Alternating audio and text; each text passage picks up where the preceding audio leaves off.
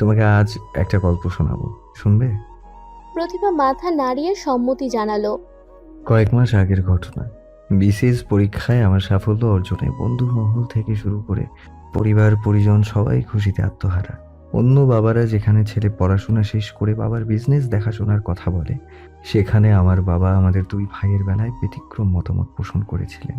তিনি চাইতেন পড়াশোনা শেষ করে আমরা নিজের মতো কিছু করি, হোক না সেটা অতি সামান্য স্যালারির ছোটখাটো চাকরি। কয়েকদিন পরে আমি পুরোপুরি ব্যস্ত হয়ে পড়ব, হয় নিজের স্বার্থে, নয়তো একজন সরকারি কর্মকর্তা হিসেবে দায়িত্বের খাতিরে। বন্ধুদের তখন তো খুব একটা সময় দেওয়া হবে না। সেসব ভেবে মেহরাব সহ আরও কিছু বন্ধুরা জানালো তারা এই সুযোগে কোথাও লম্বা সফরের আয়োজন করবে। এদিকে বন্ধু মহলের সবারই প্রায় সব জায়গা ঘোরা শেষ হয়ে গেছে বলা যায়। শেষে অনেক ভেবেচিন্তে ঠিক করা হলো মেহরাবদের গ্রামের বাড়িতে যাবে। গ্রামে মেহরাবের মামা তার পরিবার নিয়ে থাকে, সেই সুবাদে আগে তারও সেখানে কম বেশি যাওয়া আসা হয়েছে। সবই ঠিকঠাক ছিল। নিজের মর্জি মাফিক সবাই ঘুরলাম ফিরলাম। ঘোরাফেরা শেষে এবার রাজশাহী ফেরার পালা। মামাদের সবার থেকে বিদায় নিয়ে চলেই আসছিলাম। বিপত্তি বাঁধলো আমাদের গাড়িটা মেইন রোডে ওঠার পর। হঠাৎ করে অপোজিট সাইড থেকে একটা যুবতী মেয়ে এসে পড়লো গাড়ির নিচে। ড্রাইভিং সিটে যে বসেছিল তার ব্রেক কষতে অনেকটা লেট হয়ে গিয়েছিল বলা চলে। ফলে মেয়েটা মারাত্মকভাবে আহত হয়।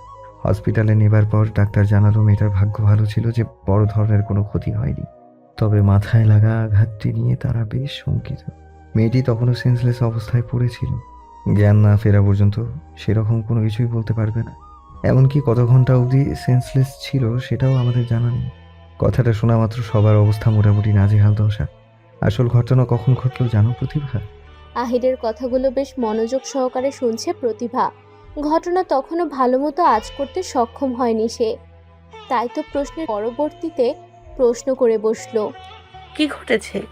মেয়েটাকে আমরা কেউ তখনও সেভাবে খেয়াল করিনি। আসলে সিচুয়েশনের কবলে পড়ে কেউ মেয়েটার দিকে তাকানোর মতো অবস্থায় ছিলামও না। মাথায় একটাই খেয়াল ছিল যে পরিবারের ক্ষমতার দাপট দেখিয়ে পুলিশের হাত থেকে বেঁচে গেলেও আমাদের গাফিলতির জন্য মেয়েটার যদি সেদিন কিছু হয়ে যেত, তাহলে নিজেদের বিবেকের কাছে অপরাধী হয়ে থাকতাম। কখনো ক্ষমা করা সম্ভব হতো না। তার উপর রাজশাহী থেকে ফোন করা হয়েছে তাড়াতাড়ি যেন বাসায় ফিরে যাই। দাদার শরীরটা নাকি ভালো না, দাদাকে হসপিটালে অ্যাডমিট করা হয়েছে। একে তো বাসায় ফেরার তারা, তার উপর আমাদের জন্য মেয়েটার এমন অবস্থা। আক্কেল জ্ঞান হারিয়ে এভাবে ফেলে রেখে তো আর চলে যাওয়া যায় না। তাই যাওয়ার আগে মেয়েটার অবস্থা একবার নিজের চোখে দেখে যেতে চাইলাম। মেয়েটার কেবিনে ঢুকতে জানি না কি হলো, মেয়েটার মায়াবী চেহারার দিকে তাকিয়ে থমকে গেলাম। জানো, মেয়েটা বোধহয় চোখে কাজল পরতে ভালোবাসে, যার দরুন চোখের কাজল লেপটে গেছে। হলদেটে চেহারার মেয়েটিকে তখন কতটা মায়াবী লাগছিল সেটা ভাষায় প্রকাশ করে বোঝানো সম্ভব না। পরিচয়হীন মেয়েটি সেদিন হ্যাং দেখায় এতটা মায়ায় আটকে ফেলবে আমার একদমই জানা ছিল না। ইচ্ছে হচ্ছিল আরো কিছু সময় ব্যয় করে ওভাবেই তাকিয়ে দেখি, কিন্তু হাতে যে মোটেও সময় নেই। আহির দীর্ঘ একটা শ্বাস ছেড়ে বলল। তাই তো চলে আসতে হলো। হসপিটালের সব বিল আমরাই পেমেন্ট করে দিলাম, কারণ মেয়েটার পরিচয় আমাদের কারোর জানা ছিল না। কিন্তু আসার আগে মেয়েটার অজান্তে তার একটা গুরুত্বপূর্ণ জিনিস আমি সঙ্গে করে নিয়ে এসেছি। মেয়েটাকে তারপর থেকে প্রতিদিন মনে পড়ে আমার। দিনকে দিন তাকে দেখার জন্য আমার হৃদয় মরিয়া হয়ে ওঠে। ভাগ্যিস সেটা চুরি হওয়ার সময় খেয়াল করেছিলাম, তাই তো তার ব্যবহৃত জিনিসটাকে বারংবার নেড়ে চেড়ে দেখতে পেরেছি। দেখবে তার সেই জিনিসটা যা আজও আমার সঙ্গে নিয়ে ঘুরি। প্রতিভার জবাবের অপেক্ষা না করে আহির নিজের মানিব্যাগ থেকে একটা গোল্ডেন ব্রেসলেট বের করলো, যেটা সেদিন প্রতিভা আহিরের টেবিলের ওপর দেখেছিল। প্রতিভা বিস্ফোরিত নয়নে তাকিয়ে রইল। অস্থিরতা যেন তাকে নিমিষের মাঝেই ঘিরে ধরলো। আহিরকে কথা বলার সুযোগ না দিয়ে জিজ্ঞেস করলো। মেয়েটাকে? আহিরের কণ্ঠে তখন নীরবতা বজায় রইল। তার বিশ্বাস উত্তরটা প্রতিভার ধারণাতে ততক্ষণে চলে এসেছে, নয়তো এতটা উতলা হতো না। আহির চুপ করে কেন আছেন? কিছু বলছেন না কেন? মেয়েটা কে? আহির শান্ত গলায় বলল। সে এই মুহূর্তে আমার সামনেই দাঁড়িয়ে আছে। অনেক চেষ্টা সাধনার পরে তাকে আমার কাছাকাছি নিয়ে এসেছি, অথচ সত্যিকার অর্থে তাকে আমি আজও নিজের করে পেলাম না। এতদিন ধরে আড়ালে রাখা কথাগুলো দীর্ঘশ্বাস আকারে বুক চিরে বেরিয়ে এলো। ভেবেছে সময়ের সাথে সাথে প্রতিভা ঠিক তার মায়ায় আটকে পড়ে যাবে, তখন তার এসব জানানোর প্রয়োজন পড়বে না। আহির দৃষ্টি রাখলো মাথার ওপর বিশাল আকাশটার দিকে, আপন মনে সুর তুলল। সোনা ভাসি প্রেমের সাগরে মোহনা, কতটা দূর নিঝানা, প্রেম সে তো বাধা মানে না, মানে না। আহিরের গাওয়া গানের মর্মতা বুঝতে একটুও ভুল করেনি প্রতিভা। আহিরের পায়ের কাছে বসে পড়ল, মনে মনে নিজেকে ধিক্কার জানালো। বুঝতে বড্ড দেরি করে ফেলেছে যে আড়ালে থেকে যে লোকটি তাকে আগলে রাখার চেষ্টা করেছে তাকে এতদিন কেন বুঝতে পারেনি। চোখের কোনা বেয়ে দুফোঁটা পানি গাল বেয়ে গড়িয়ে আহিরের চরণে স্থান করে নিল। প্রতিভা সিক্ত অশ্রুসিক্ত নয়নে তাকিয়ে আছে আহিরের পানে। আহিরের চোখের দিকে তাকিয়ে বলার মতো সাহস নেই তার, তাই তো মাথা নিচু করে ফুপিয়ে উঠল। আপনি রেখে দিন, আমি কথা দিচ্ছি থেকে যাব আজীবন। হসপিটালের করিডোরে নতুন দিনের আগমন ঘটেছে। আমির হামজা ক্লান্ত শরীরটাকে একটুখানি অবসাদ দিতে করিডোরে পেতে রাখা বেঞ্চে বসিয়েছেন। গতকাল সারাটা রাত একাধারে এদিক সেদিক দৌড়ে গেছেন। রাতটা ও নির্ঘুম কেটেছে তার। মর্জিনা খাতুন স্ট্রোক করেছেন। বৃদ্ধা নাতনির শোক সহজে মেনে নিতে পারেননি। সুস্থ সবল একজন মানুষ হুট করে এতটা ভেঙে পড়বেন কারোর যেন ভাবনাতেও আসেনি। আমির হামজার বড় ভাই বাইরে গেছেন মর্জিনা খাতুনের ব্যাপারে, তাই কিছুক্ষণ আগেই জানিয়েছেন। জ্ঞান ফিরতে মর্জিনা খাতুন সবার দিকে এক নজর তাকিয়েছেন। উপস্থিত সবার মাঝে কাঙ্ক্ষিত মুখের দেখা ফেলেন না। নিরাশ হয়ে আবারও চোখজোড়া বন্ধ করে ফেললেন। তার দৃঢ় বিশ্বাস আমির হামজার ভুল করেছেন। মেয়েটাকে তিনি কোলে পিঠে করে মানুষ করেছেন। ডিজিটাল যুগ সম্পর্কে কিছুই হয়তো জানে না, তাই বলে অভিজ্ঞতা যে একেবারে নেই সেটাও বলা যায় না। একসময় নিজের ছেলে মেয়েদের শক্ত হাতে মানুষ করেছেন কি না। চোখ মেলে মর্জিনা খাতুন আমির হামজাকে ইশারায় কাছে ডাকলেন। বাফ, আমি এখনো কইতাছি তোমার কোনো না কোনো ভুল হইতাছে। এইটা তুমি এখন বুঝতেছো না, একদিন এই বুড়ির কথা মিলাই লইও। আম্মা, আপনি অসুস্থ, এসব কথা নিয়ে এত ভাববেন না তো। ও যেখানে আছে ভালো আছে। তোমার কাছে একখান শেষ আবদার বাজান। হ্যাঁ রে, একটু কষ্ট কইরো আমার লগে দেখা করতে। আমির হামজা মায়ের অবাধ্য কোনো কালেও হননি, শুধু এ আবদারটা কেন জানি মানতে ইচ্ছে করছে না। অভিমান থেকে কিনা জানে। বাবা হিসেবে মেয়ের প্রতি এতদিনের জমিয়ে রাখা সব আকাঙ্ক্ষা স্বপ্ন ভেঙে চুরমার হয়ে গেছে। ভালোবাসার বলিদান হিসেবে বুঝি সৃষ্টিকর্তা এভাবে প্রতিদান দেবেন বলে ঠিক করে রেখেছিলেন। ভেবে তার ভেতর থেকে চাপা দীর্ঘশ্বাস বেরিয়ে এলো। আমির হামজা এবং আহির একে অপরের মুখোমুখি বসে আছেন। আশেপাশের মানুষগুলোর ব্যস্ততা তাদের দুজনের ভাব বিনিময়ে একটুও ব্যাঘাত ঘটাতে পারে না। তবে এই মুহূর্তে আহিরকে দেখে পৃথিবীর সব থেকে ঘাড়তেরা বলে আখ্যায়িত করতে ভুললেন না আমির হামজা। ছেলেটার আগাগোড়া যেন ঘাওড়ামিতে ভরপুর। মায়ের স্বাস্থ্যজনিত অবনতির কথা বিবেচনা করে বাধ্য হয়ে আমির হামজা এতদূর ছুটে এসেছেন। না হলে যে ছেলে সবার সামনে নির্লজ্জের মতো প্রতিভার বাচ্চার বাবা বলে স্বীকার করে নিতে পারে, সে নিশ্চয়ই ব্যক্তিগত জীবনে খুব একটা সুবিধাজনক হবে না বলে তার আশঙ্কা। আহির হাত ঘড়িতে একটু পরপর সময় দেখছে। সময় অত্যন্ত মূল্যবান সম্পদ, হারিয়ে গেলে আর খুঁজে পাওয়া যায় না। তাই তো বিনা কারণে সময় নষ্ট করা তার সবচেয়ে অপছন্দের কাজগুলোর একটির মধ্যে পড়ে। তার উপর আমির হামজা সম্পর্কে শ্বশুর হওয়ায় কিছু বলতেও পারছে না। সেদিন থেকে বিবেচনা করলে দেখা যায় তিনিও কম সময় ব্যয় করে আসেননি। লোকটা এতক্ষণ যাবৎ নিশ্চয়ই তার ধৈর্যের পরীক্ষা নিচ্ছিলেন। বিরক্তি সামলে নিতে আহির ব্যস্ত ভঙ্গিতে জানালেন, আমাকে খুব শীঘ্রই উঠতে হবে, যা বলার তাড়াতাড়ি বললে বেশ সুবিধে হতো। আহিরের কথায় আমির হামজার কপালে ভাঁজ দেখা গেল। ভেতর থেকে কথাটাকে একবার ভেবে নিলেন।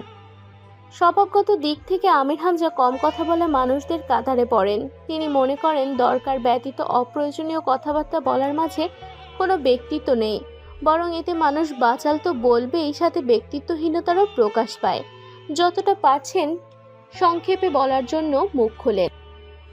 প্রতিভাকে নিয়ে একবার এসো, আম্মা দেখতে চাইছেন। কেন সেদিন না গেল? আহিরের অনাকাঙ্ক্ষিত প্রশ্নে আমির হামজা চেহারা পুনরায় বিরক্তিতে ছেয়ে গেছে। ইচ্ছে করছে ছেলেটাকে কয়েকটা কড়া কথা শুনিয়ে দিতে। সেদিনের দেখা আর আজকের দেখতে চাওয়ার মধ্যে তফাৎ আছে। কিসের তফাৎ? আপনি তো সেদিন তাকে তাড়িয়ে দিয়েছিলেন, তাই না? তাহলে আজ এমন কি হলো যার জন্য আপনার মেয়ের কাছে না গিয়ে সরাসরি আমাকে ডেকে পাঠালে? বড্ড বেয়াড়া স্বভাবের তুমি আহির। এত কিছুর পরেও ভাবছো কিভাবে তোমাদের উপর আমার রাগ হবে না? বলতে পারো ভবিষ্যতে তোমাদের ছেলে মেয়ে এমন করলে তাদের উপর তুমি রাগ করবে না? আহিরের মুখে তাচ্ছিল্যের হাসি স্পষ্ট। যাক, মেয়ে বলে তো এখনো স্বীকার করছেন, এই ঢের। তবে এতটুকু জেনে রাখুন, আমি এমন বাবা হব না যে নিজের মেয়েকে ভালো মতো চিনব না। কি বলতে চাইছো? আমি আমার মেয়েকে চিনি না? আহির ভনিতা করল না, একবার ঘড়িতে চোখ বুলিয়ে উঠে দাঁড়ালো। চিন্তা করবেন না, আপনার মেয়েকে কাল নিয়ে যাব।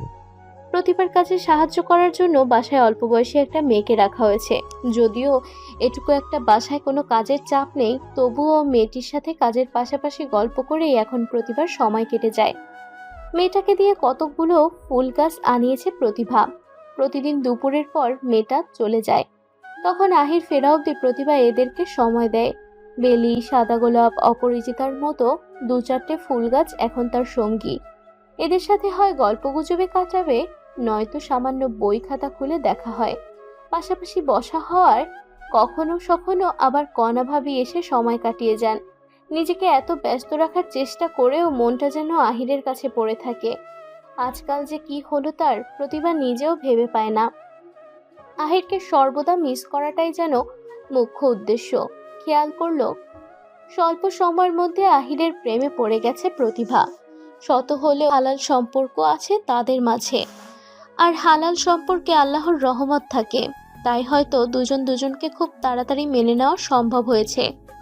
অবশেষে কলিং বেলের শব্দে প্রতিভার সারা দিনের অপেক্ষার অবসান ঘটে। আহির মুচকি হেসে বাসার ভেতর প্রবেশ করলো, বলল, আজ এত তাড়াতাড়ি? কি এত তাড়াতাড়ি? এত তাড়াতাড়ি দরজা খুলে দিলে ব্যাপার কি? তোমাকে তো এত সহজে পাওয়া যায় না। অবশ্য তোমাকে আজ বরং অন্য দিনের তুলনায় অনেক প্রফুল্ল লাগছে। প্রতিভা কথার প্রসঙ্গ পাল্টে ফেলল। চা খাবেন নাকি লেবুর শরবত করে আনবো? হুম, এগুলো না, এগুলোতে বোর হয়ে গেছি, অন্য কিছু চাই আমার। আহিরের চাহনিতে প্রতিভা লজ্জা পেল। নীরা চিৎকার করে সামনে আহিরকে ডেকে যাচ্ছে, কিন্তু আহির তো বাসাতেই নেই। কে সাড়া দেবে? পেছন পেছন নীরার মা ও রহমান বাড়িতে প্রবেশ করলো। নীরার ডাকে প্রতিটা সদস্য বাসার সদরে উপস্থিত হলো। কাউকে তোয়াক্কা না করে নীরা সরাসরি নাবিলা রহমানের সামনে এসে দাঁড়ালো। আন্টি আহির কোথায়? নাবিলা রহমান নীরার আচরণে অবাক হলেন। মেয়েটা যে এতটা বেয়াদব হবে সেটা তিনি ভাবতে পারেননি।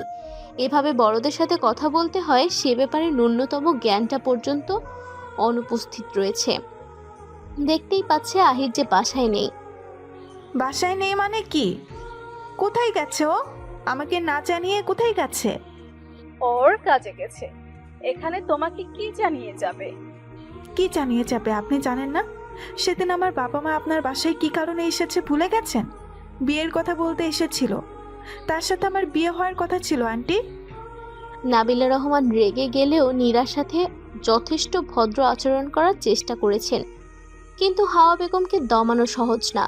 নীরার আবোল তাবোল কথা শুনে হাওয়া বেগম হুঙ্কার ছাড়লেন। ওই ছুরি মাথায় খারাপ হয়েছে তোর? আহির তোরে বিয়া করবে এইটা হেই কইছে একবার। হাওয়া বেগমের কথায় নীরা পাত্তা না দেওয়ার ভান করলো, কিন্তু নাবিলা রহমানের কাছেও সে একই ধরনের প্রশ্ন শুনে নীরা জানালো, মানলাম বিয়ে করবে বলেনি, তাই বলে সে ওই ছোট লোক মেয়েটাকে বিয়ে করবে? তাকে আপনারা আটকাতে পারলেন না? নীরার আচরণে নাবিলা রহমান নিজেকে সামলাতে ব্যর্থ হলেন। রাগের মাথায় কষিয়ে নীরার গালে চড় বসিয়ে দিলেন। নিজের ছেলেরা যেখানে কখনো এভাবে কথা বলার সাহস করেনি, সেখানে একটা বাহিরের মেয়ে এসে তার কাছে জবাব চাইবার কে? বেয়াদব মেয়ে ছেলে কোথাকার। সে যাকে বিয়ে করেছে সে ছোট লোক হলেও অন্তত তোমার থেকে হাজার গুণে ভালো মেয়ে, বুঝেছো? আর কিসের ভিত্তিতে তুমি ভাবলে তোমাকে আমাদের ছেলের বউ করতে বসেছিলাম? হ্যাঁ, নীরার মা নীরার অপমান সহ্য করতে পারলেন না, এগিয়ে এসে নীরাকে ধরলেন। নাবিলা রহমানকে ইঙ্গিত করে বললেন, আপা, কাজটা কিন্তু ঠিক করলেন না। আপনি এভাবে আমার মেয়ে গায়ে হাত তোলেন কোন সাহসে? কোন সাহসে জিজ্ঞেস করছেন? যে সাহসের বলে আপনার মেয়ে বড়দের সাথে বেয়াদবি করতে পারে, ঠিক সে সাহসে? মেয়েকে আগে আদব কায়দা ভালো মতো শেখান, তারপর আমার থেকে কৈফিয়ত চাইতে আসবেন। নাবিলা রহমান বড় বড় কদম ফেলে চলে গেলেন। নীরা নিধির দিকে তাকিয়ে আছে। নিধির বলে এ বাসায় আসতে সামনের দিকে মনে হচ্ছে সেটাও আর সম্ভব হবে না। নিধির দাঁত কটমট করে নীরা আর মায়ের দিকে তাকালো। তোমার মেয়েকে সামলাও মা, ওর এমন আচরণ পরে হিতে বিপরীত যেন না হয়ে যায়। নিধি কোনো দিকে ইঙ্গিত দেখাচ্ছে সেটা বুঝতে তাদের মামের খুব একটা অসুবিধা হয়নি। নিধির মা নীরার হাত ধরে টেনে নিতে উদ্যত হলেন, মুখে বললেন, অনেক হয়েছে নীরা, বাসায় চল, এখানে আর এক মুহূর্তও নয়। নীরা ঠায় দাঁড়িয়ে আছে। এতক্ষণ জেদ চেপে ধরলেও এবার ফুপিয়ে কেঁদে ফেলল। আমি কোথাও যাব না মা, আমাকে আহিরকে এনে দাও প্লিজ, আমার আহিরকে চাই মা। চল বাসায় চল, আমি তোকে আহিরের থেকেও ভালো ছেলে খুঁজে দেব, প্রমিস। নির্জনতায় ঘেরাও করা রাত, আকাশে পূর্ণিমার চাঁদের আলোয় চারদিক আলোকিত হয়ে আছে। মাঝে মাঝে আবার মেঘদল এসে চাঁদকে ঢেকে দিয়ে যাচ্ছে। চাঁদের মৃদু আলোর মাঝেও আশেপাশের পরিবেশটাকে কতই না সুন্দর লাগছে। রাতের আকাশ যে এতটা সুন্দর হতে পারে সেটা কখনো আহিরের জানা ছিল না।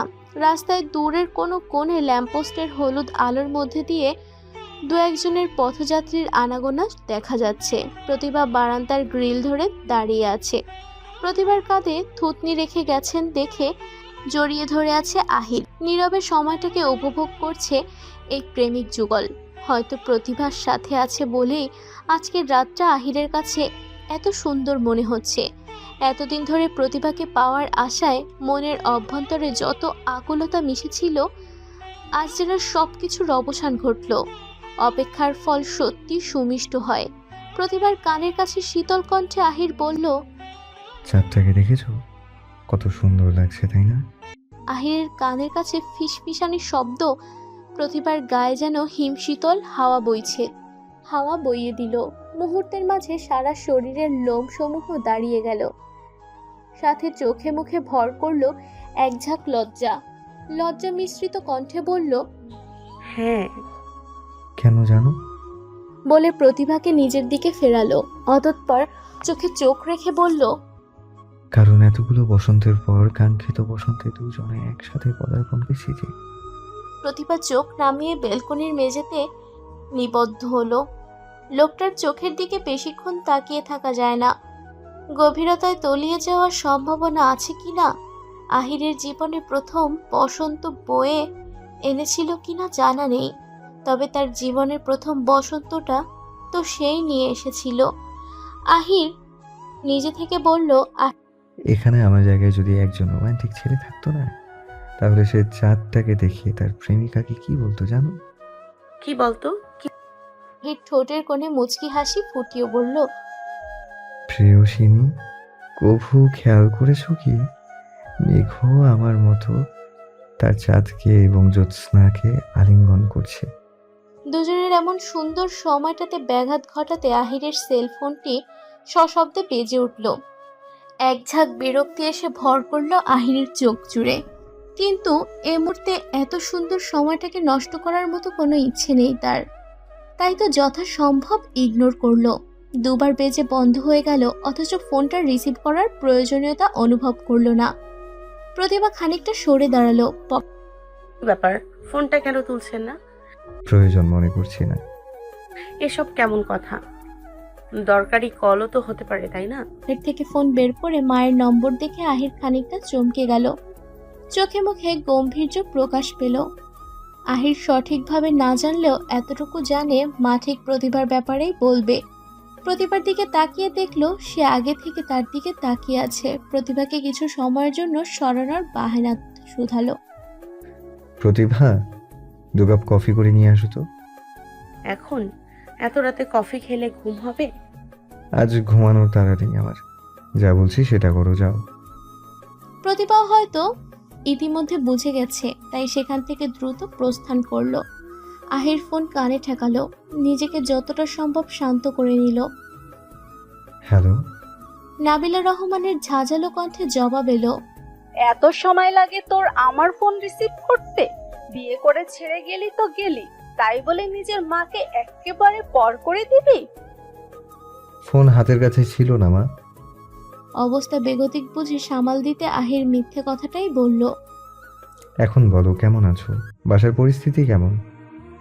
মায়েরা বরাবরই সন্তানদের প্রতি বেশি আবেগপ্রবণ হন। যত দোষ ভুল ত্রুটি করুক না কেন, ছেলে মেয়েদের দিকে তাকিয়ে ঠিক সবটা মুখ বুজে শুয়ে নেন। সর্বদা চেষ্টা করেন মা যতই কষ্ট পাক জীবনে, সেসব খারাপ সময় যেন মায়ের সন্তানদের ছুঁতে না পারে। সেদিক বিবেচনা করেই বোধ হয় ভারতচন্দ্র রায় গুণাকর লিখেছিলেন, আমার সন্তান যেন থাকে দুধে ভাতে। কথাটি ছোট এবং সহজবোধ্য হলেও গভীরতা অনেক। মুহূর্তে আবেগপ্রবল হয়ে গেলেন নাবিলা রহমান। কান্না মিশ্রিত কণ্ঠে বললেন, আমাকে ভালো থাকতে দিয়েছিস তুই, আমাকে একা করে দিয়ে চলে গেছিস। একা কোথায়? বাসায় সবার কি হয়েছে? আর বাবাকেও তো নিয়ে আসিনি। ফাজলামো করছিস আমার সাথে?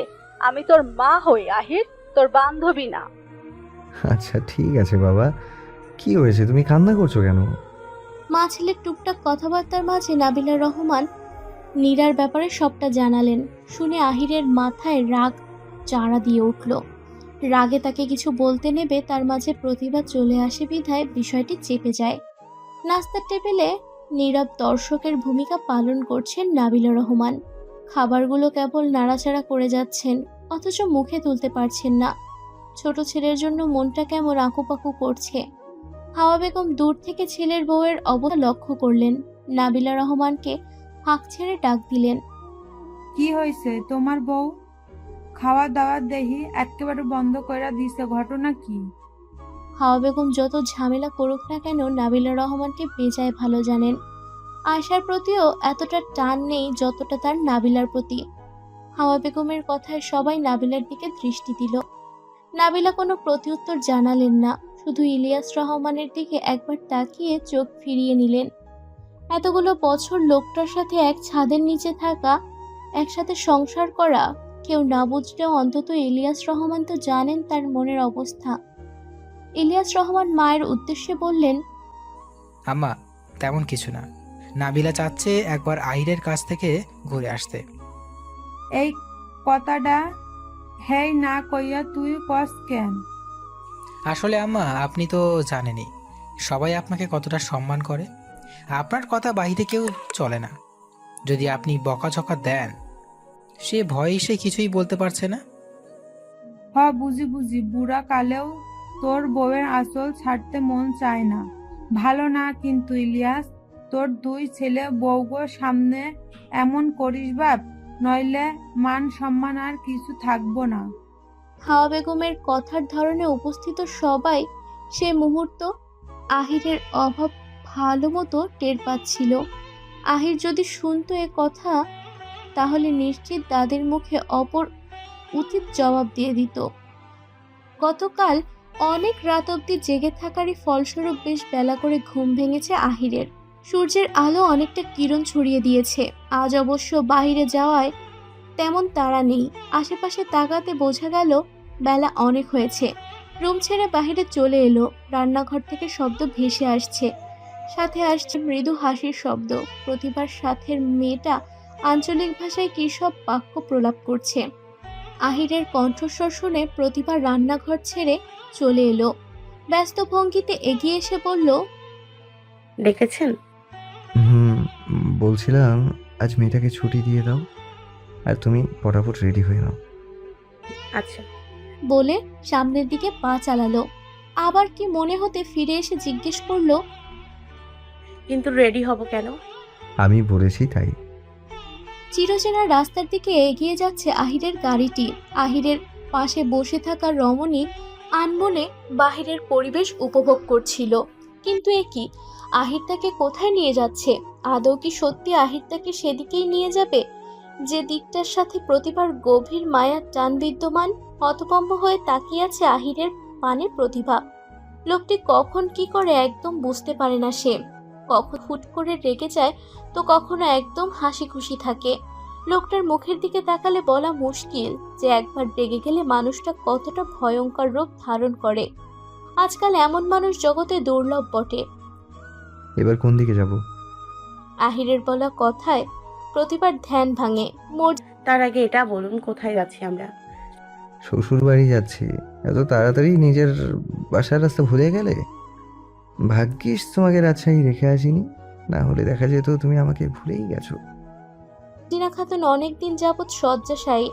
শারীরিক পরিস্থিতি আপাতত অনুকূলে থাকায় হাসপাতাল থেকে বাসায় নিয়ে আসা হয়েছে। সুস্থ হওয়ার ব্যাপারে সেরকম কোনো আশানুরূপ ফলাফল জানতে সক্ষম হয়নি ডাক্তার। কর্মঠ এবং সুস্থ সবল মানুষ হঠাৎ করে এতটা অসুস্থ হয়ে পড়বেন কারোর ধারণাতেও যেন ছিল না। মর্জিনা খাতুন কাতর গলায় আমির হামজাকে জিজ্ঞেস করলেন, প্রতিবারে কি আইতে কইছো বাপ? আমির হামজা সামান্য শ্বাস ছাড়লেন। বেচারি গত কয়েকদিন ধরে শুধু তাকেই দেখতে চাচ্ছেন, অথচ বাড়িতে এতজন সদস্য রয়েছে তাদের প্রতি কোনো ভ্রুক্ষেপ যেন নেই। আমির হামজা গম্ভীর গলায় জানালেন, হ্যাঁ আম্মা বলছি, আপনি শুধু শুধু চিন্তা করে শরীর খারাপ করবেন না। যার আসার সে অবশ্যই আসবে। মর্জিনা খাতুনের চোখ বেয়ে কয়েক ফোঁটা পানি বেরিয়ে এলো। ছোট থেকে কোলে পিঠে করে যাকে মানুষ করেছেন, জীবনের অন্তিম ক্ষণে এসে বুঝি তাকে না দেখতে পাওয়ার তৃষ্ণা নিয়ে পরপারে পাড়ি জমাতে হবে। মোস্তফা গোলের মোড়ের এক চায়ের দোকানে বসে বন্ধুদের সাথে আড্ডা দিচ্ছিল। চোখের সামনে অচেনা কারোর গাড়ি দেখতে পেয়ে কৌতূহলের সঙ্গে বসা ছেড়ে উঠে দাঁড়ায়। মূলত গাড়িটি দেখে দাঁড়ায়নি, বরঞ্চ গাড়ি থেকে প্রতিভাকে নামতে দেখে তবেই দাঁড়িয়েছে। হাসি মুখে এগিয়ে যেতে দৃষ্টি পড়ল প্রতিবার পরপর নেমে আসা এক সুদর্শন যুবকের দিকে। চাচাকে বলতে শুনে সে প্রতিবার কয়েকদিন আগে বিয়ে হয়েছে, আর সদ্য বিবাহিত একটি মেয়ের পাশে নিশ্চয়ই তার স্বামী ব্যতীত অন্য কারো উপস্থিতি মোটেও কাম্য নয়। প্রতিভা মোস্তফাকে দেখে ছলছল নয়নে সালাম জানালো। আহিরকে দেখিয়ে মোস্তফার সাথে তার পরিচয় করিয়ে দিল। মোস্তফা কয়েক সেকেন্ড আহিরকে পরোক্ষ করে দেখল। লোকটি যথেষ্ট ভাগ্যবান না হলেও কি আজকালকার যুগে প্রতিবার মতো মেয়েকে জীবন সঙ্গিনী হিসেবে পায়? মনে মনে সেও তো তাকে চেয়েছিল, কিন্তু নিয়তির নির্মম পরিহাস তার পাওয়া হয়ে ওঠেনি। থাক না, কিছু জিনিস না হয় নাই পেল, সব পূর্ণতার মাঝে একটু একটু অপূর্ণতা থাকলে ক্ষতি কি? ছোট থেকে একসাথে চলাফেরা করতে গিয়ে কখন যে মেয়েটার মায়ায় আটকে পড়ে গেছে টেরই পায়নি, অথচ তার অনুভূতি প্রকাশের আগেই সে হারিয়ে গেছে। অপ্রকাশিত অনুভূতিগুলো হয়তো সময়ের বিবর্তনে একসময় দীর্ঘশ্বাসের নিচে থামা পড়ে যাবে। তবুও আমরা চাইবো ভালো থাকুক পৃথিবীর সব ভালোবাসার মানুষগুলো, দুঃখ কষ্ট কিংবা বিচ্ছেদের মতো কঠোর পরিস্থিতি তাদের ছুঁতে না পারুক। প্রতিভাকে দেখে মর্জিনা খাতুন তো খুশিতে আত্মহারা হওয়ার উপক্রম। শারীরিক ক্ষমতার কারণে উঠে বসাটাও কষ্টসাধ্য ব্যাপার, তারপরেও যথাসাধ্য চেষ্টা করছেন। প্রতিভা বুঝতে পেরে দাদিকে ধরে খাটের সাথে আতশোয়া করে বসালেন। মর্জিনা খাতুন প্রতিভার মাথায় হাত বুলিয়ে দিলেন, কুশলাদি জানাতে চাইলেন। মর্জিনা খাতুনের এমন এক কঠিন পরিস্থিতি, অথচ প্রতিভা তার কাছে থাকতে পারছে না ভেবে কান্না পাচ্ছে। দমিয়ে রাখার যথাসাধ্য চেষ্টা করেও দমিয়ে রাখতে পারেননি। ভেজা গলায় বলল, দাদু আমি আলহামদুলিল্লাহ ভালো আছি। আপনার এই অবস্থা কি করে হলো? কি আর হইব, বুড়া মানুষ কতদিন বাঁচে ক? শেষমেশ তোরে একটু দেখতে পারছি, এইটা তো অনেক। তো এসব কি বলেন? আপনার কিচ্ছু হবে না, দেখবেন আপনি আবার আগের মতো ঠিক হয়ে যাবেন। মর্জিনা খাতুন মৃদু হেসে বললেন, মিথ্যা সান্ত্বনা দিস না। এখন ক, আমার নাতিন জামাই কই? হ্যারে আনস নাই? উনি বাইরে আছেন। আহির এসে মর্জিনা খাতুনের সাথে বেশ কিছুক্ষণ কথাবার্তা বলল, ভালো মন্দ জানাতে চাইলেন। সবার মাঝে আজ সাইদা বেগমের আচরণ ভিন্ন রকমের ছিল। সারা জীবন প্রতিভার প্রতি বিরোধ পোষণ করে আসা মহিলার আচরণ আজ অন্যদের চাইতে সর্ব উৎকৃষ্ট ব্যবহার ছিল, যা ছিল সবার চোখে লাগার মতো। বিদায় নিয়ে ফেরার পথে প্রতিভার মাথায় হাত বুলিয়ে দিতেও ভুল করলেন না। আদুরে গলায় বললেন, আমি জানি আমি তোর সত্যিকারের মা হয়ে উঠতে পারিনি। বিশ্বাস কর, যা করেছিলাম তোর ভালোটা ভেবেই করেছিলাম। যদি কখনো কোনো প্রয়োজন মনে করিস তখন এই অভাগী মাকে স্মরণ করিস। আমির হামজার অভিব্যক্তি দেখার অপেক্ষায় আহির তার পানে তাকিয়ে আছে। আমির হামজাকে কোনো মতামত পোষণ করতে না দেখে আহির নিজে থেকে বলে উঠল, ওকে নিয়ে ভাববার কোনো কারণ নেই, ওর জন্য ওর স্বামীই যথেষ্ট। আহিরের কৌতূহলের ভাষা বুঝতে পেরে সাইদা থতমত খেয়ে গেলেন। দ্বিতীয়বার আর কোনো কথা বলার মতো সাহস করে উঠতে পারলেন না। হাওয়া ধোয়া এড়াতে ব্যস্ত মুবিন। আশেপাশে সাঙ্গপাঙ্গগুলো তাকে ঘিরে দাঁড়িয়ে আছে। একজন হঠাৎ দৌড়ে এসে হাঁপাতে হাঁপাতে বলল, ভাই, ঘটনাতে একখানে ঘটে গেছে। মুবিন আগের মতো সেরকম ভঙ্গিতে দাঁড়িয়ে আছে। বোঝা গেল এতক্ষণ কোনো ভাবনার বিভোর ছিল, যার দরুন ছেলেটার কথা শুনেও কোনো হেলদোল প্রকাশ হলো না। কয়েক সেকেন্ড সময় লাগিয়ে সিগারেটটি মুখের সামনে ধরে থেকে সরালো। ছেলেটির দিকে না তাকিয়ে বলল, কি ঘটনা? একটু আগে দেখলাম মোস্তফা চাচাতো ভই নাই ছিল, লগে আবার এক পুরুষ মানুষ হয়েছিল। ছেলেটির কথাটি শেষ হওয়া মাত্র মুবিনের কপালের ওপর থাকা চামড়ার ভাঁজ পড়ল। ছেলেটির দিকে তাকিয়ে প্রশ্ন ছুড়ে মারল, পুরুষ মানুষটা কে? খবর নে যা। ছেলেটি সময় নষ্ট না করে পটাপট জানিয়ে দিল প্রতিভার সাথে থাকা লোকটি প্রতিভার স্বামী। মুবিনের পর তৎক্ষণাৎ রেগে গেছে। ছেলেটির গালে চড় বসিয়ে বলল, এতক্ষণ লাগে এইটুকু কথা বলতে?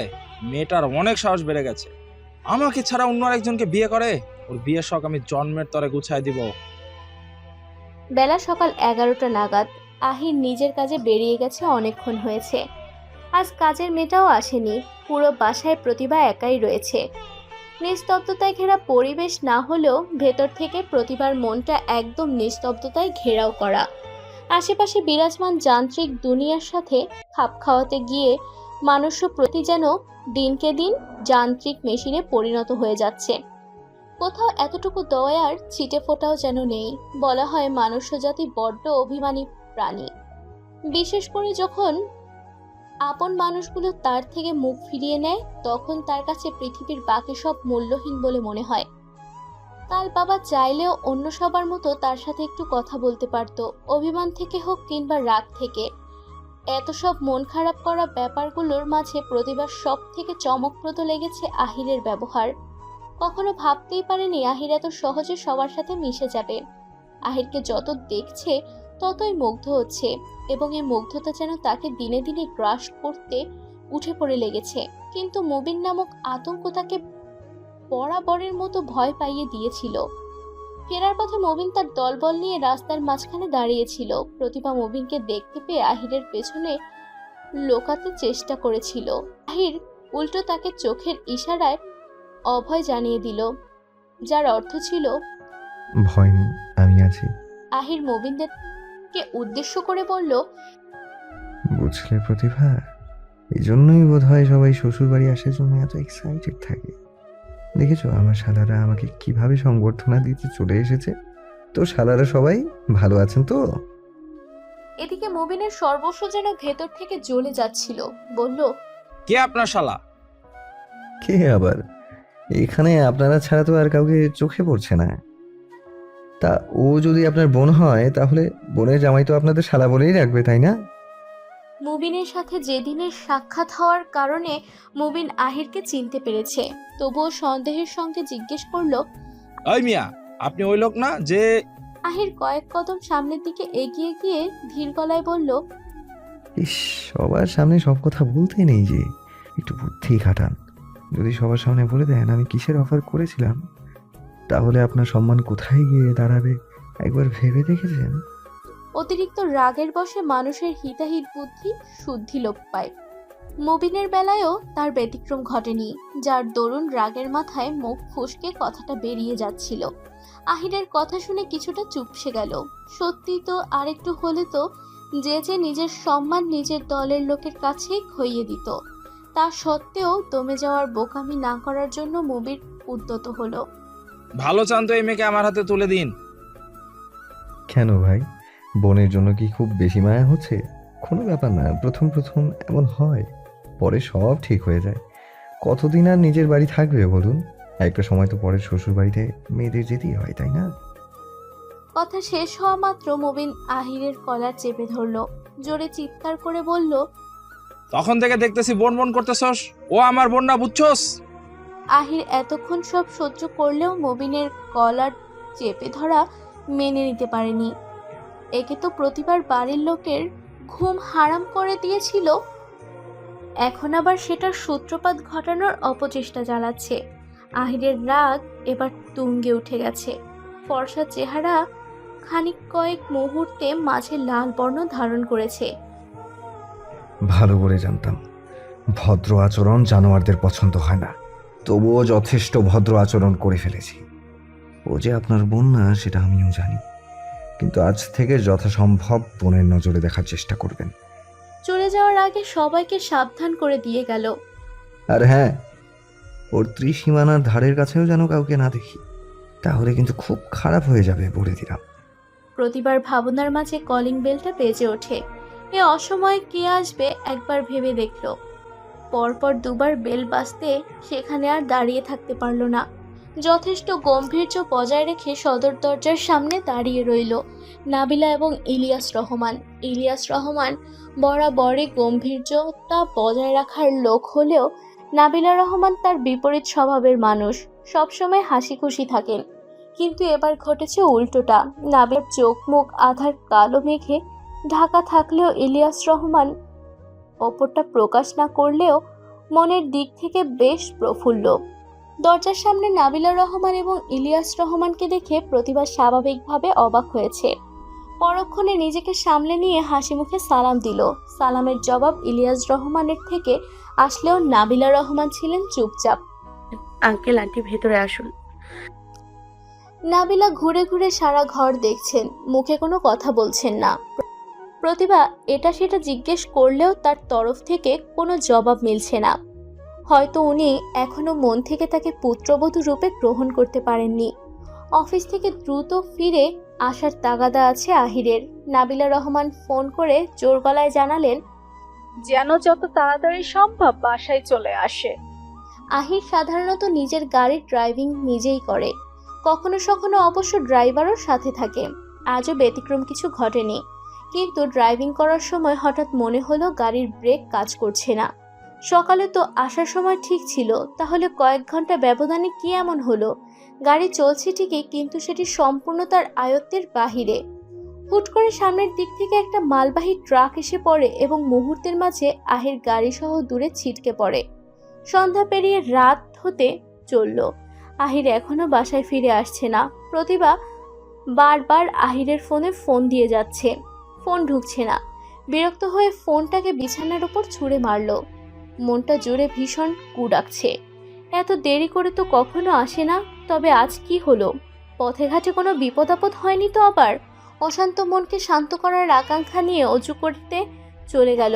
মহান আল্লাহই একমাত্র ভরসা। অজু করে এসে জায়নামাজে লুটিয়ে পড়ল প্রতিভা। আহিরের সুস্থতা কামনায় মহান রবের কাছে ফরিয়াদ জানালো। জায়নামাজ থেকে উঠে দাঁড়াতে নাবা হন্তদন্ত হয়ে রুমে প্রবেশ করলো। এসে প্রতিভার গালে সপাটে চর বসিয়ে দিলেন। শাশুড়ির এখন কাণ্ডে প্রতিভা হতভম্ব হয়ে নাবিলার দিকে তাকিয়ে রইল। প্রতিভাকে এভাবে তাকাতে দেখে শাসিয়ে বললেন, এই মেয়ে, কি সমস্যা তোর? এভাবে দেখছিস? বল, আমার আহির কোথায়? আমার ছেলেটাকে আমার কাছ থেকে নিয়েও শান্তি হয়নি তোর, তাই না? এখন কোথায় পাঠিয়েছিস ওকে? আন্টি আমি ওনাকে কোথাও পাঠাইনি, উনি তো সকালে অফিসের জন্য বেরিয়েছেন, এখনো আসেনি। অফিসে যদি গিয়ে থাকে তাহলে এখনো আসছে না কেন? এত দেরি করে তো আমার ছেলে বাড়ি ফেরে না। নিশ্চয়ই তুই কিছু বলেছিস। আন্টি আপনার কোথাও ভুল হচ্ছে, সত্যি বলছি আমি ওনাকে কিছু বলিনি। আমার ছেলে যদি কিছু হয় না মেয়ে, তাহলে মনে রাখিস তোর জীবনটা আমি দুনিয়াতেই নরকের আগুনে জ্বালিয়ে ছারখার করে দেব, বলে দিলাম। বলে হন হন করতে করতে বেরিয়ে গেলেন। প্রতিভা নাবিলার কথায় কান দেওয়া নিয়ে আপাতত ভাবল না। কান্না জড়িত কণ্ঠে শুধু মুখ দিয়ে একটা কথাই বেরিয়ে এলো, আহির কোথায় আছেন আপনি? প্লিজ তাড়াতাড়ি ফিরে আসুন, নয়তো আপনার ফোনটা অন্তত রিসিভ করুন। নাবিলা রহমান বের হওয়ার পর মুহূর্তেই বিছানার ওপর রাখা প্রতিভার সেল ফোনটি বেজে ওঠে। প্রতিভা আহিরের কল ভেবে ফোনটা তাড়াতাড়ি রিসিভ করলো। অশ্রুসিক্ত নয়নে আহিরের মাথার পাশটায় বসে আছেন তার জন্মদাত্রী নাবিলা রহমান। মাথাটা সম্পূর্ণ সাদা ব্যান্ডেজে মোড়ানো আহিরের। হসপিটালের বেডে গত 24 ঘন্টা যাবৎ একইভাবে নিস্তেজ হয়ে পড়ে আছে সে। সন্তানকে এভাবে নিস্তেজ থাকতে দেখলে কোনো মাই শান্ত থাকতে পারবে না। আহির আস্তে আস্তে চোখ মেলে তাকালো। আহিরকে চোখ মেলতে দেখে নাবিলা হু হু করে কেঁদে দিলেন। কান্না মিশ্রিত কণ্ঠে জিজ্ঞেস করলেন, বাবা তুই ঠিক আছিস? তোর এই অবস্থা কি করে হয়েছে? মা শান্ত হও, এটা জাস্ট একটা অ্যাক্সিডেন্ট। এত হাইপার হচ্ছ কেন? হাইপার হব না? তুই জানিস ডাক্তার কি বলেছে? যদি সত্যি তোর কিছু হয়ে যেত? ডাক্তাররা কত কথাই বলে, বাঁচানোর মালিক তো একমাত্র আল্লাহ। নাবিলা শান্ত হতে আহির আশেপাশে চোখ বুলালো। কাঙ্ক্ষিত মানুষটির হদিস তার ধারে কাছেও নেই। মা, প্রতিভা কই? ওকে দেখছি না যে। আসলে তো দেখতে পেতিস। কেন আসেনি? কেন আবার এই অবস্থা শুনেও ও আসেনি? আহির কথাটা শেষ করা মাত্র প্রতিভা বাহির থেকে হন্তদন্ত হয়ে কেবিনে প্রবেশ করলো। আহির বলে মৃদু আওয়াজ তুলতে দুজনের নজর প্রতিভার দিকে গেল।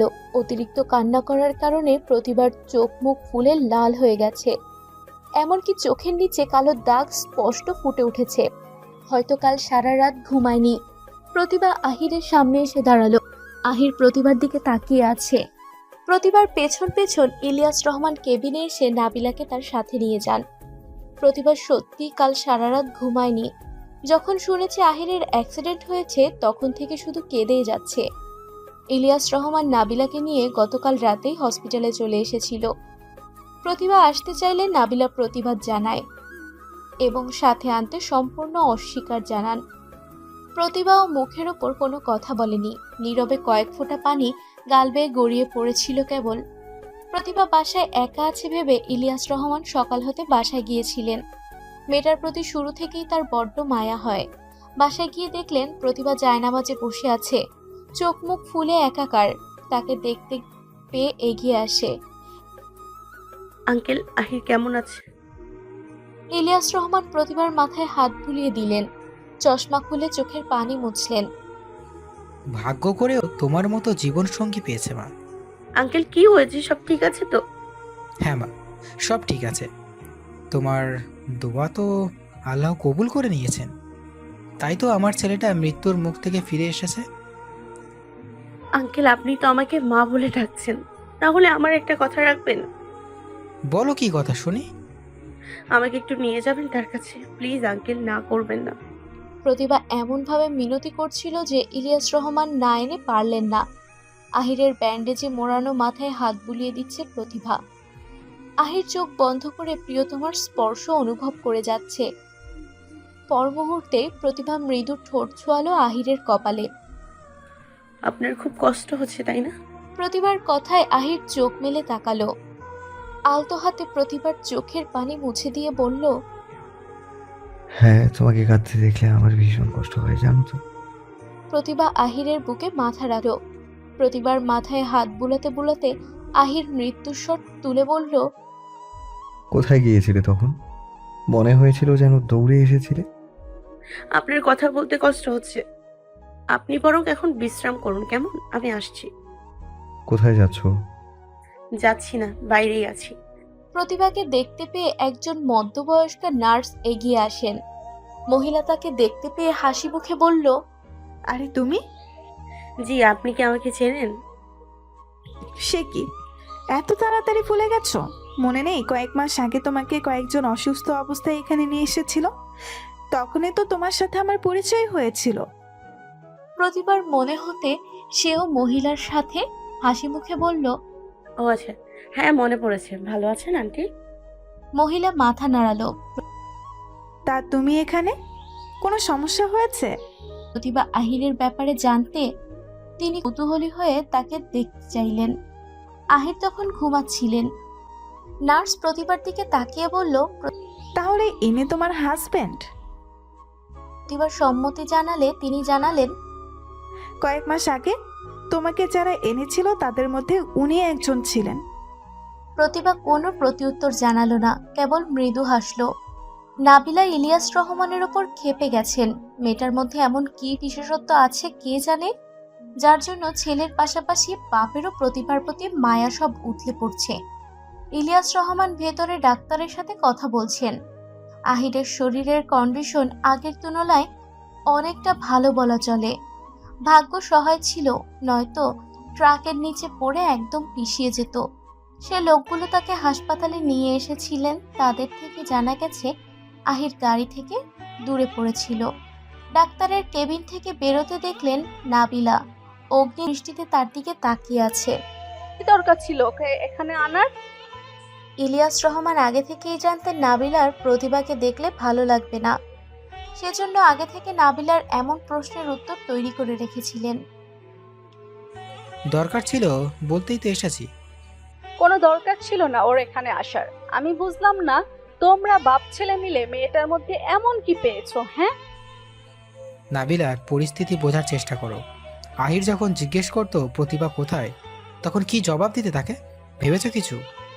নাবিলা অন্য পাশ ফিরে জবাব দিলেন, জিজ্ঞেস তো করেছিল, তখনই তো মেয়েটা এসে পড়েছিল সেখানে। নিজেই বলেছো জিজ্ঞেস করেছে। আচ্ছা, ও যদি সেখানে না যেত তাহলে কি বলতে শুনি? বলতাম বলেছি আসেনি। তুমি বলতে আর ও মেনে নিতে ভাবছো? ইলিয়াস রহমানের প্রশ্নে যথেষ্ট যুক্তি আছে।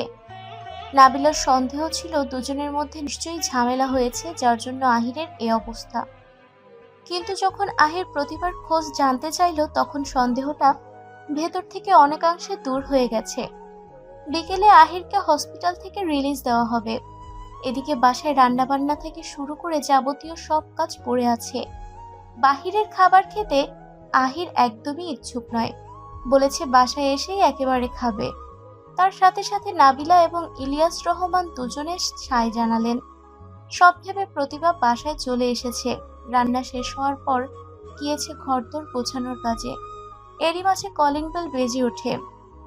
আহিরের বোধহয় এতক্ষণে চলে এসেছে ভেবে হাসি মুখে দরজা খুলতে গেছে প্রতিভা, কিন্তু দরজার সামনে কাঙ্ক্ষিত ব্যক্তিটিকে দাঁড়িয়ে থাকতে দেখে প্রতিভার চোখে মুখে আতঙ্ক ছড়িয়ে পড়েছে। দরজার ওপাশের লোকটি আর কেউই না, মুবিনই ছিল। প্রতিভাকে অনুসরণ করতে করতে সে এখান পর্যন্ত চলে এসেছে। মুবিন তার দিকে তাকিয়ে এক বিশ্রী হাসি দিল। কি ভেবেছিলে তোমাকে খুঁজে পাবো না? প্রতিভা মুবিনের মুখের ওপর দরজা লাগিয়ে দিতে চাইল, কিন্তু মুবিনের শক্তির সাথে সে একা পেরে উঠল না। উল্টো পাশ থেকে ধাক্কা মেরে বাসার মধ্যে জোরপূর্বক ঢুকে পড়ল। চোখ মুখ জুড়ে হিংস্রতা, ঐতিহাসিক ভর করে বসল।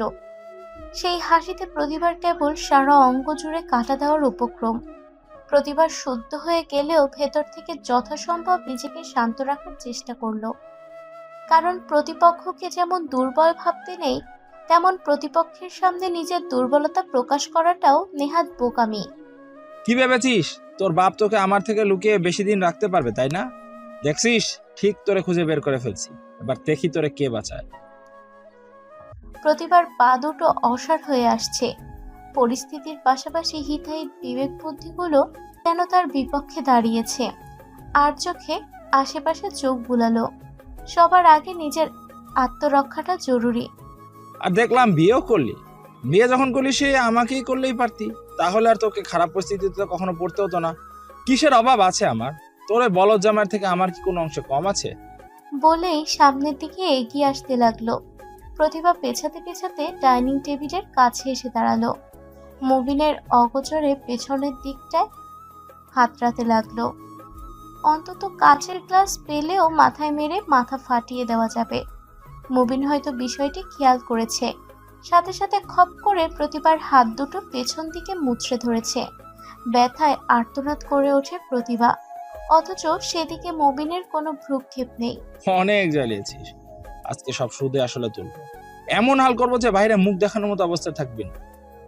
বলে বিড়বিড় করে কোনো কিছু বলেই মুবিন প্রতিভার ওড়না টেনে ধরল। প্রতিভার চোখ রীতিমতো জ্বলে উঠল। এবার আচমকা ধাক্কা দিয়ে ফেলে দিয়ে জ্বলন্ত চোখে চেয়ে দেখল সেকেন্ড দুয়েক। অতঃপর সুযোগ পেয়ে ছুটে ঘর থেকে বেরিয়ে গেল সে। পুরো ব্যাপারটা এত দ্রুত ঘটে গেল যে মুবিন এটার জন্য প্রস্তুত ছিল না। সে নিজেকে সামলে নেওয়ার আগেই দেখলো প্রতিভা ছুটে বেরিয়ে গেছে। ততক্ষণে প্রতিভা সিঁড়ির রুম অবধি চলে এসেছে। পর মুহূর্তে পাশের বাসার কণা ভাবির কথা মনে হলো। বাহির থেকে দরজায় দুটো টোকা মেরে সিঁড়ি বেয়ে নামতে ব্যালেন্স হারিয়ে মুখ থুবড়ে পড়ে গেল। সাথে সাথে মুবিন দৌড়ে এসে তার চুলের মুঠি টেনে ধরেছে। একে তো সিঁড়ি বেয়ে নামতে গিয়ে পড়ে গেছে, তার উপর চুলগুলো শক্ত করে মুঠোয় পুড়ে ধরেছে, যার ফলে আত্মচিৎকার করে উঠেছে প্রতিভা। পরপর সপাটে চড় পড়ল প্রতিভার মুখের ওপর। বদ্ধ সিঁড়িঘরের চড়ের সেই শব্দ অনুরণিত হয়ে কানে বাজার উপক্রম। হাবিব আজ দুপুরের পর বাসাতেই আছেন। কোনো এক কাজের কথা মনে হতে তাৎক্ষণিক বাসায় চলে এসেছিলেন। এরই মধ্যে বাদ সাধল কণা। তার কথা একটাই, বাসায় যেহেতু এসেছে সেহেতু একসাথে লাঞ্চ করে তবেই যেতে পারবে, তার আগে নয়। দরজায় আচমকা করাঘাতের শব্দ শুনে খানিকটা রাগান্বিত হলেন হাবিব। ভদ্রতা সভ্যতা সব কি বিসর্জন দিয়ে ফেলেছে মানুষ? এভাবে কেউ কারোর বাসায় নক করে? আনমনে কয়েকটা কথাও আওড়ালেন। কণা পাশেই বসা ছিল। হাবিবকে বসতে বলে নিজেই এগিয়ে গেল দরজার দিকে। দরজা খুলতে দেখতে পেল প্রতিভার সাথে একটা লোকের প্রচন্ড রকমের ধস্তাধস্তি হচ্ছে। কণা হাবিব বলে চেঁচালো। হাবিব কণার চেঁচানোতে 1 সেকেন্ড সময় ব্যয় করলো না। হাবিব ছুটে গিয়ে মুবিনের হাত থেকে প্রতিভাকে ছাড়ালো। সামনে দাঁড়িয়ে থাকা ভদ্রলোককে দেখে মুবিন থেমে গেল। চোখ মুখ লালচে হয়ে তাকিয়ে আছে। মুবিনের শক্ত হাতের চড়াঘাতে চোখে মুখে অন্ধকার দেখছে প্রতিভা। কান ঝাঁঝা করছে ওর। পড়ে যাওয়ার কারণে তার নাক এবং ঠোঁট ফেটে সেখান থেকে রক্ত পড়ছে। ওদের পুটোপুটির শব্দে হাবিব আর কণা ছাড়াও বেরিয়ে এসেছে অনেকেই, তবে কেউ সামনে এগিয়ে আসেনি, কারণ আজকাল কেউই এসব উটকো ঝামেলায় জড়াতে চায় না। কেউ কেউ আবার নিজেদের মধ্যে কানাকানিও করছে।